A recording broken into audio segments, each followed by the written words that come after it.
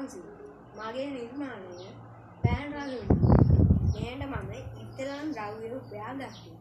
එයට මම ඉවතලන බටයක් සහ ඉවතලන ප්ලාස්ටික් කෝප්ප රැගෙන ගත්තේය.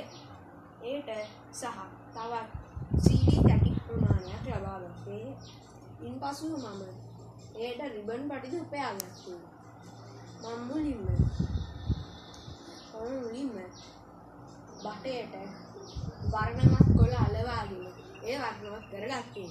ඉන්පසු මම ප්ලාස්ටික් කෝප්ප වලටද වර්ණවත් කොළ අලවා වර්ණවත් ලෙස සාදා ගත්තේ. ඉන්පසු මම එම කෝප්ප වලට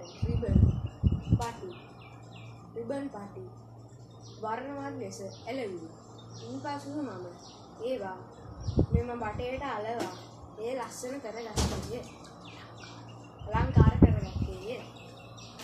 ඉන්පසු මම ඒ යටට CD තැටි මලක් ලෙස සාදා ඇලෙව්වේය.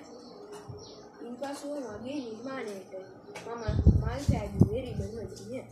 ඉන්පසු එයට කම්බි දමා මේ ඇතුළට දැම්මේ. ඉන්පසු මගේ නිර්මාණය සාර්ථක වුණේ.